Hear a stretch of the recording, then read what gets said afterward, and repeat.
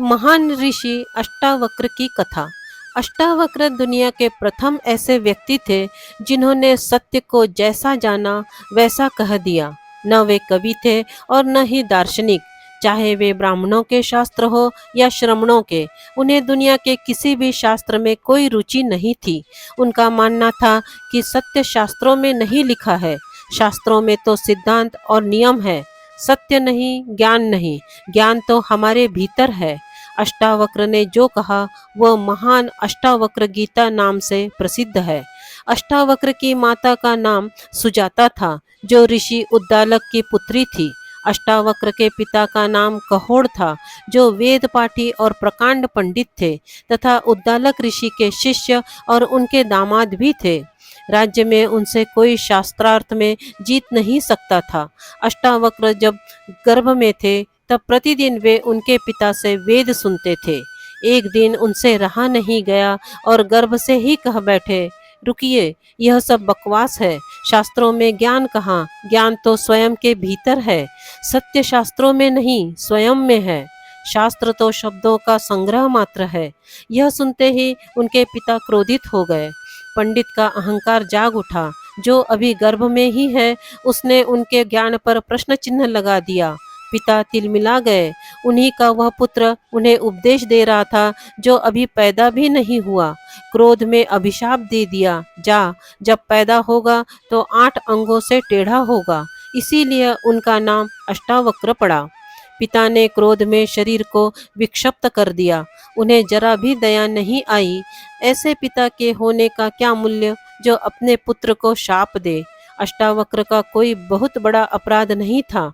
उन्होंने तो अपना विचार ही प्रकट किया था। लेकिन इससे यह सिद्ध होता है कि लोग अपने अपने शास्त्रों के प्रति कितने कट्टर होते हैं।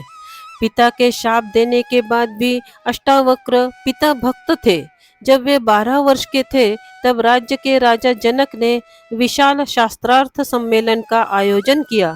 सारे देश के प्रकांड पंडितों को निमंत्रण दिया गया। चूंकि अष्टावक्र के पिता भी प्रकांड पंडित और शास्त्रज्ञ थे, तो उन्हें भी विशेष आमंत्रित किया गया। जनक ने आयोजन स्थल के समक्ष 1000 गायें बांध दी। गायों के सींगों पर सोना मढ़ दिया और गले में हीरे जवाहरात लटका दिए और कह दिया कि जो भी विवाद में विजेता होगा वह ये गायें हाँक कर ले जाए। संध्या होते होते खबर आई कि अष्टावक्र के पिता हार रहे हैं। सबसे तो जीत चुके थे, लेकिन वंदनी नामक एक पंडित से हारने की स्थिति में पहुंच गए थे। पिता के हारने की स्थिति तय हो चुकी थी। यह खबर सुनकर अष्टावक्र खेल क्रीड़ा छोड़कर राजमहल पहुंच गए। अष्टावक्र भरी सभा में जाकर खड़े हो गए। उनका 8 जगहों से टेढ़ा मेढ़ा शरीर और अजीब चाल देखकर सारी सभा हंसने लगी। अष्टावक्र यह दृश्य देखकर सभाजनों से भी ज्यादा जोर से हंसे। राजा जनक ने पूछा, सब हंसते हैं वह तो मैं समझ सकता हूँ, लेकिन बेटे तुम्हारे हंसने का कारण क्या है? अष्टावक्र ने कहा, मैं इसलिए हंस रहा हूँ कि इन मूर्खों की सभा में सत्य का निर्णय हो रहा है। आश्चर्य, ये मूर्ख यहाँ क्या कर रहे हैं? सारी सभा में सन्नाटा छा गया। सब अवाक रह गए। राजा जनक खुद भी सन्न रह गए। उन्होंने बड़े संयत भाव से पूछा, मूर्ख का क्या मतलब है तुम्हारा?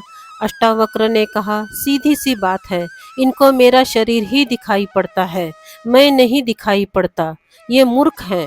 इन्हें मेरे जैसा सीधा साधा आदमी दिखाई नहीं पड़ता। इनको मेरा आड़ा तिरछा शरीर ही दिखाई देता है।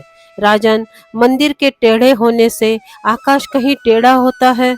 घड़े के फूटे होने से आकाश कहीं फूटता है? आकाश तो निर्विकार है। मेरा शरीर टेढ़ा मेढ़ा है, लेकिन मैं तो नहीं। यह जो भीतर बसा है, इसकी तरफ तो देखो। मेरे शरीर को देखकर जो हंसते हैं वे मूर्ख नहीं तो क्या हैं?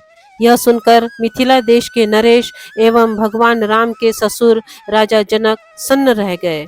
जनक को अपराध बोध हुआ कि सब हंसे तो ठीक, लेकिन मैं भी इस बालक के शरीर को देखकर हंस दिया। राजा जनक के जीवन की सबसे बड़ी घटना थी। देश का सबसे बड़ा तामझाम, सबसे सुंदर गायें, सबसे महंगे हीरे जवाहरात, सबसे विद्वान पंडित और सारे संसार में इस कार्यक्रम का समाचार, और सिर्फ एक ही झटके में सब कुछ खत्म। राजा जनक को बहुत पश्चाताप हुआ। सभा भंग हो गई। रात भर राजा जनक सो न सके। दूसरे दिन राजा जब घूमने निकले तो उन्हें वही बालक अष्टावक्र खेलते हुए नजर आया। वे अपने घोड़े से उतरे और उस बालक के चरणों में गिर पड़े।